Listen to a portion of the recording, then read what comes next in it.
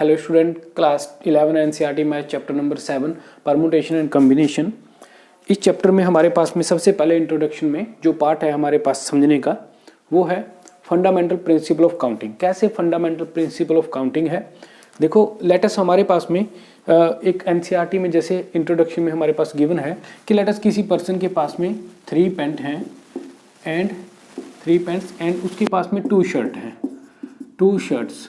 इनके साथ में वो किस तरीके से अपनी पॉसिबिलिटी बना सकता है इनको पहनने के लिए कि उनके पास में जो ये पैंट्स हैं हमने इनको नेम दे दिया P1, P2 एंड P3। तो क्या क्या पॉसिबिलिटी बन सकती हैं कि वो इनके साथ में वो पर्सन जो है वो पर्सन कोई भी उसका जैसे इसमें नेम दिया है मोहन नेम दिया है, वो पर्सन इस पैंट के साथ में उसके पास में 2 पॉसिबिलिटी है, या तो शर्ट 1 डालेगा या शर्ट 2। सेकेंड भी सेम ऐसे ही शर्ट 1 या शर्ट 2 वो डालेगा इस पैंट के साथ में। एंड सिमिलरली थर्ड केस में भी ये पॉसिबिलिटी उसके पास में बनती हैं। तो ये कितने वेज ऐसे बन गई हम देखें यहाँ से, वो P1 पेंट के साथ में पहली पेंट के साथ में यानी कि वो S1, और इसी तरीके से यहाँ से P1 S2, P2 S1, P2 S2 और P3 S1, P3 S2। ये हमारे पास में 1 2 3 5 4 5 6 वे हमारे पास में ऐसे बनते हैं जिन वे से वो मतलब के पैंट्स और शर्ट को पहन सकता है। तो ये फंडामेंटल वे ऑफ काउंटिंग है। इसी के बेस पे हमारे पास में फर्स्ट एक्सरसाइज है। लेट अस इसके साथ में एक चीज़ और इंट्रोड्यूस कर देते हैं हम कि उसके पास में 2 कलर की टाई है, 2 टाई है उसके पास में 2 डिफरेंट कलर की, और वो इनके साथ में अगर कलर टाई भी डालेगा तो उस केस में फंडामेंटल काउंटिंग का कैसे प्रिंसिपल काम करेगा यहाँ पे। तो उस केस में यहाँ पे उसके पास में T1 और T2 2 कॉम्बिनेशन और बन जाएंगे। तो यानी कि इस केस में इन दोनों के साथ में P1 S1 T1 और P1 S1 एंड T2 ये 2 कॉम्बिनेशन और आएंगे इसके साथ में। सिमिलरली इन सभी के साथ में यहाँ पे T1 और T2 यानी कि टाई 1 और टाई 2 पहनी जा सकती है। तो टोटल ये 6 आए थे, 6 इंटू में 2 हमारे पास में 12 वे हो जाएंगे। तो यहाँ पे प्रिंसिपल ऑफ काउंटिंग कैसे वर्क करता है उसके लिए क्या हमारे पास में फॉर्मूला है, वो ये है कि अगर किसी इवेंट के लिए हमारे पास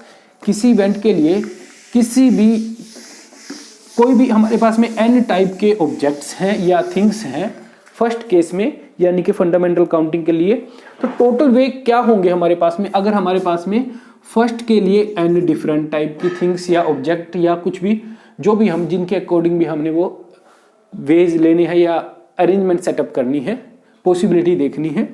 फर्स्ट केस में अगर फर्स्ट जो n टाइप के हैं सेकंड m टाइप के हैं तो इन दोनों की मल्टीप्लाई होके n इंटू में m हमारे पास में टोटल वेज या टोटल पॉसिबिलिटी हमें मिलती हैं। लेटस यहाँ पे 3 टाइप्स की थिंग्स हों n into m into p, तो टोटल वेज हमारे पास 3 इंटू ये टोटल वेज हमारे पास ऑल 3 का m into n into m into p, ये मल्टीप्लाई करके हमारे पास में टोटल आ जाएगा। इनको हम देखते हैं एक्सरसाइज में किस तरीके से हमारे ये इस यूज में आएंगे। तो इसके लिए हम सबसे पहले एक्सरसाइज 7.1 देखते हैं। एक्सरसाइज 7 वो सारी की सारी हमारी फंडामेंटल प्रिंसिपल ऑफ काउंटिंग पर बेस्ड है।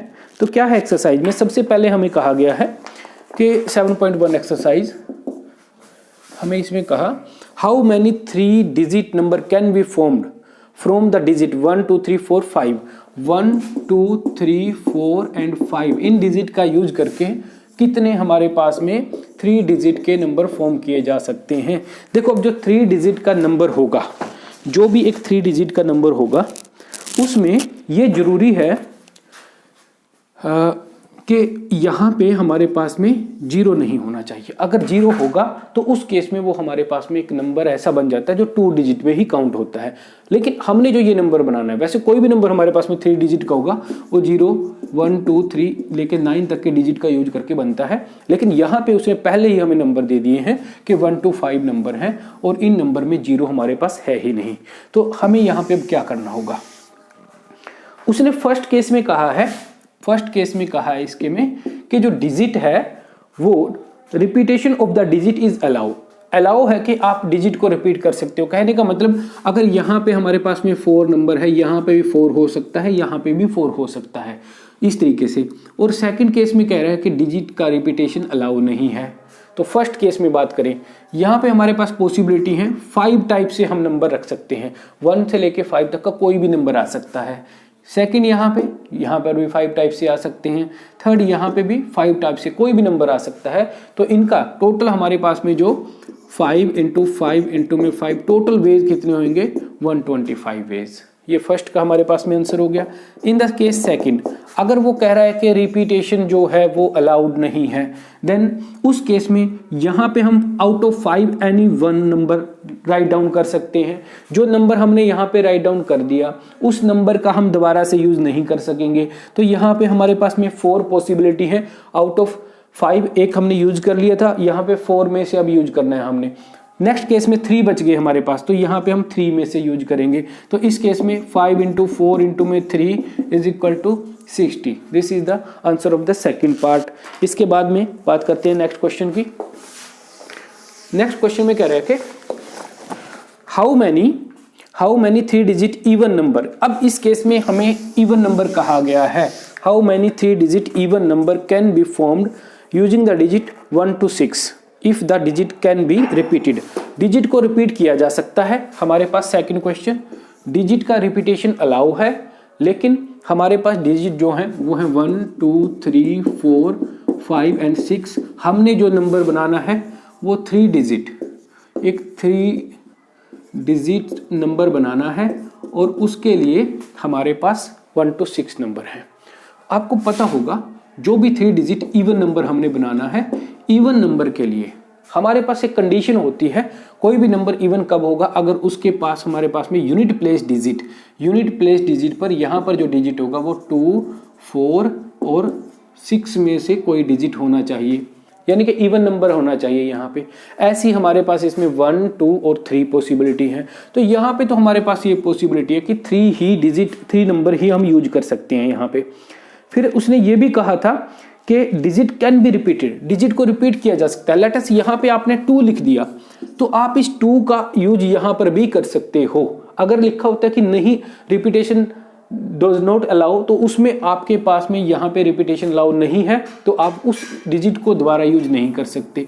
तो यहाँ पे हम देखेंगे, हमने कोई भी डिजिट यूज किया इन तीनों में से, उसको दोबारा यूज किया जा सकता है। यानी कि अब हमारे पास में अभी भी 6 केस हैं, 6 डिजिट का यूज कर सकते हैं और सेम हेयर 6 डिजिट का यूज कर सकते हैं। इनकी मल्टीप्लाई करके आपके पास में 6 इंटू 6 36 एंड 108, ये आपके पास में इसका आंसर आ जाएगा। नेक्स्ट क्वेश्चन इसके बाद में है हमारे पास में क्वेश्चन नंबर 3। क्वेश्चन नंबर 3 में क्या है, how many 4 digit code can be formed. 4 digit का एक कोड कैसे बनाया जा सकता है, किनका यूज करके, using the digit 10 letter of the English alphabet, English alphabet के 10 लेटर का यूज करके। And if no letter can be repeated, कोई भी लेटर रिपीट नहीं किया जाना चाहिए। तो हमारे पास में 10 लेटर का यूज करना है और इसने कहा है कि कोई भी लेटर दोबारा से यूज नहीं किया जाना चाहिए। Letter code using the first 10 letter, पहले 10 लेटर का यूज करना है। तो यहाँ पे हमारे पास में 10 लेटर में से पॉसिबिलिटी है, कोई भी यूज कर सकते हैं। बचे 1 का यूज कर लिया, बचे उसके बाद में 9 का यूज किया, 8 का यूज किया, उसके बाद में 7 का यूज किया। इन सब की मल्टीप्लाई कर देंगे और हमारे पास में इसके लिए भी आंसर आ जाएगा। इसके बाद में next 5th question, how many 5 digit telephone number can be constructed using the digit 0 to 9। 0 to 9 का यूज करके हमारे पास में जो नेक्स्ट है यहाँ पे क्वेश्चन नंबर 4 में, हमें क्वेश्चन नंबर 4 में कहा गया, क्वेश्चन नंबर 4 यूजिंग 0 to 9, 0 से 9 का यूज करके हमें एक 5 डिजिट टेलीफोन नंबर जनरेट करना है। 5 डिजिट टेलीफोन नंबर 1 2 3 4 5 डिजिट का टेलीफोन नंबर हमने जनरेट करना है। तो अब देखते हैं हम यहाँ पे कौन सा नंबर कितनी बार यूज किया जा सकता है। क्वेश्चन की स्टेटमेंट के according, how many 5 digit telephone number can be constructed using the digit 0 to 9 if each number started with 67। अगर हर एक नंबर 67 के अकॉर्डिंग में स्टार्ट होगा। And no digit appear more than once, कोई भी डिजिट 2 बार नहीं आना चाहिए। यानी कि ये 6 और 7 तो हम यूज नहीं कर सकते अभी इसमें से, और ये परमानेंट है। यहाँ पे यही 1 डिजिट आएगा, यहाँ पे यही। जितने भी अब नंबर चेंज होंगे वो सिर्फ इस ब्लॉक के कारण होंगे, यानी कि अब हमें ये तो एज इट इज रहेगा, ये ब्लॉक 1 × में, इसको हम चेंज नहीं कर सकते। यहाँ पे हमें देखना होगा क्या क्या हम यूज करेंगे। यहाँ पे हम ये 2 डिजिट यूज हो चुके हैं, बाकी रहे हमारे पास में आउट ऑफ 10 डिजिट में से हमारे पास 2 यूज होने के बाद 8 डिजिट बचे हुए हैं। 8 में से हम यहाँ पे सभी में से किसी का भी यूज कर सकते हैं। फिर उसके बाद में जब यूज हो गया, उसके बाद में बचेंगे 7 डिजिट, फिर बचेंगे 6 डिजिट, और इन सब की मल्टीप्लाई करने के बाद हमारे पास में 7 × 8 × में 6, इनका मल्टीप्लाई करेंगे और हमारे पास में इस क्वेश्चन का भी आंसर आ जाएगा। नेक्स्ट इसके बाद question number 5, a coin is tossed 3 times, एक कॉइन को 3 टाइम टॉस किया गया, आउटकम नोटेड की गई, how many possible outcome are there, कितनी पॉसिबल आउटकम यहाँ पे होंगी। देखो अब वैसे तो हमारे पास में ये होता है प्रोबेबिलिटी में, जैसे हम लिखते हैं वहाँ पे H, वैसे करने की जरूरत नहीं है। हमारे पास एक कॉइन है, उसको 3 टाइम टॉस किया गया है, मतलब कि 3 टाइम उसकी आउटकम नोट की गई है।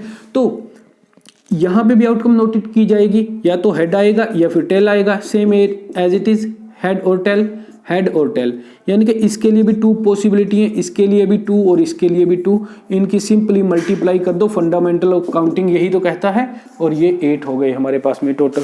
इसके बाद नेक्स्ट है given 5 flag of different colour, 5 different colour के फ्लैग हमें गिवन है।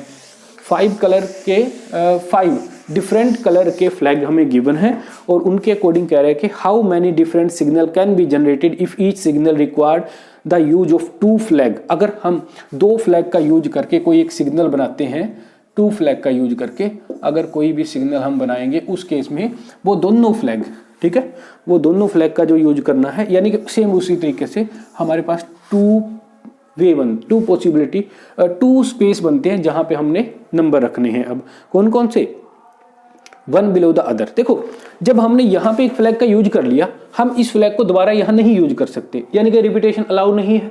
एक ही टाइम में हम 2 फ्लैग कैसे दिखा सकते हैं, नहीं एक ही टाइम में एक ही फ्लैग को 2 बार वहीं पे अलग अलग जगह पे नहीं दिखाया जा सकता, तो यानी कि रिपीटेशन अलाउ नहीं है। 5 4 = 20, this is the answer, and this is your first exercise complete. Now after the exercise 7.1, this is the exercise introduction of the 7.2. First of all factorial notation. क्या है फैक्टोरियल नोटेशन? देखो factorial notation का मतलब क्या है, latus हमारे पास में कोई भी नंबर है एक 5 और इसको लिखा गया है 5 फैक्टोरियल। ये इस तरीके से रिप्रेजेंट करना होता है हमें फैक्टोरियल को, 5 फैक्टोरियल। इसका क्या मतलब रहेगा? इसका मतलब है आप 5 × 4 × 3 × 2 × 1 ऐसे मल्टीप्लाई करते जाओ और यहाँ पे आगे होएगा 0 फैक्टोरियल, और 0 फैक्टोरियल आपके पास में 1 होता है, इसकी वैल्यू 1 होती है। तो यहीं से हम यहीं तक भी इसको खत्म कर सकते हैं, यानी कि हम इसको इस तरीके से समझ सकते हैं कि कोई भी नंबर है, कोई भी नंबर n फैक्टोरियल, तो उस नंबर की मल्टीप्लाई n उसके बाद वाले से, यानी कि उससे पहले जो उससे पहले आ चुका है उससे एक कम करके n - 1 × n - 2, इस तरीके से आपने उसकी मल्टीप्लाई करते जाना है, कहाँ तक? लास्ट में 1 तक। तो ये उसका फैक्टोरियल होता है। इस तरीके से हम फाइंड आउट करते हैं फैक्टोरियल ऑफ द नंबर। इसी के बेस पे हमें, इसी कंसेप्ट के बेस पे हमारे पास में एक्सरसाइज 7.2 है, और उनको वहाँ पे हमारे पास में डिफरेंट तरीके से कुछ क्वेश्चन देके सोल्व करने के लिए कहा गया है। देखो हमारे पास सबसे पहले है 8 फैक्टोरियल। क्या होगा 8 फैक्टोरियल? 8 फैक्टोरियल में हमने सिंपली 8 × 7 × 6 × 5 4 3 2 1 इन सब का मल्टीप्लाई करना है, और मल्टीप्लाई करने के बाद हमारे पास में इसका आंसर आ जाएगा। ये फर्स्ट क्वेश्चन है हमारे पास में। इसके बाद में जैसे सेकंड क्वेश्चन है, तो सेकंड क्वेश्चन की बात करें तो सेकंड में हमारे पास यानी कि फर्स्ट का सेकंड पार्ट वो है 4 फैक्टोरियल - 3 फैक्टोरियल। अब इस क्वेश्चन को कैसे करेंगे? 4 फैक्टोरियल 4 × 3 × 2 × 1 - 3 × 2 × 1, ये होगी वैल्यू 6। ये वैल्यू हमारे पास बनती है 24, माइनस करेंगे 18। इसको हम इस तरीके से भी कर सकते हैं कि ये 4 फैक्टोरियल है, 4 × में 3 फैक्टोरियल - 3 फैक्टोरियल। 3 फैक्टोरियल को आप कॉमन ले लो, 3 फैक्टोरियल, यहाँ बचा 4 माइनस 1, 3 फैक्टोरियल, 3 इंटू 2 इंटू 1 और यहाँ पे 3, 3 3 जा 9, 9 इंटू 2 18। दोनों ही केस में हमारे पास सेम आंसर आएगा। इसके बाद में देखते हैं क्वेश्चन नंबर 2। क्वेश्चन नंबर 2 में क्या कहा है हमें क्वेश्चन नंबर 2 में कहा गया है कि एक is 3 factorial minus 4 factorial is equal to 7 plus 7 factorial. क्या ये 7 फैक्टोरियल के इक्वल है? ये हमें क्वेश्चन नंबर 2 के फर्स्ट पार्ट में कहा गया है। देखते हैं क्या है कि नहीं, इसको चेक करना है हमने। दोनों साइड से हम सॉल्व करेंगे वैल्यू को, और हमें अगर सेम रिजल्ट मिलता है तो ये पॉसिबल है, अदरवाइज नहीं। देखते हैं 3 factorial, 3 into 2 plus 4 into 3 into 2 into 1, यानी कि ये हमारे पास बनता है 6 और ये हमारे पास बनेगा 24, दिस इज 30, और इस केस में is equal to 7 into 6 into 5 into 4 into 3 into 2 into 1। इसकी मल्टीप्लाई हमारे पास में 6 6 4 जा 24, 24 इंटू 5 120, 720, 720 एंड इंटू 7, और ये हमारे पास में हो गया 50 40। तो क्या ये दोनों वैल्यू इक्वल हैं? ये वैल्यू दोनों इक्वल नहीं है, तो ये हमारे पास में सही नहीं है, ये गलत है। इस तरीके से हमने इसके बाकी पार्ट करने हैं। और इसके बाद में बात करते हैं क्वेश्चन नंबर 3 की। इसका सेकंड का एक ही पार्ट है, और यानी कि बाकी पार्ट इस चैप्टर, इस एक्सरसाइज के हमारे बाकी पार्ट भी इसी तरीके से होंगे, क्वेश्चन नंबर 3 और क्वेश्चन नंबर 4 भी। इसके बाद में बात करते हैं हम यहाँ पे क्वेश्चन नंबर 5 की। क्वेश्चन नंबर 5 में क्या है? क्वेश्चन नंबर 5 में हमारे पास है evaluate n factorial n minus r factorial. इसको हमने इवेल्युएट करना है when n is equal to 6 and r is equal to 2। ये दो वैल्यू गिवन है। देखते हैं कैसे हम इसको करेंगे। यहाँ पे पुट करेंगे n के लिए value. Now n factorial over में n minus r factorial is equal to 6 factorial over 6 minus 2 factorial. दोनों वैल्यू हमने पुट कर दी हैं। 6 फैक्टोरियल ओवर में 4 फैक्टोरियल। सॉल्व करेंगे 6 इंटू में 5, 6 into 5 into 4 factorial over 4 factorial, cancel होके दिस इज 30। इसी तरीके से इसका सेकंड पार्ट आपने करना है। तो ये आपके पास थी एक्सरसाइज 7.2, और इसके बाद में हमारे पास में नेक्स्ट एक्सरसाइज में हम नेक्स्ट वीडियो में देखेंगे कि किस तरीके से हमारे पास 7.3 एक्सरसाइज का कंसेप्ट रहेगा परमुटेशन के लिए, और 7.4 एक्सरसाइज में हमारे पास में कॉम्बिनेशन का पार्ट आएगा।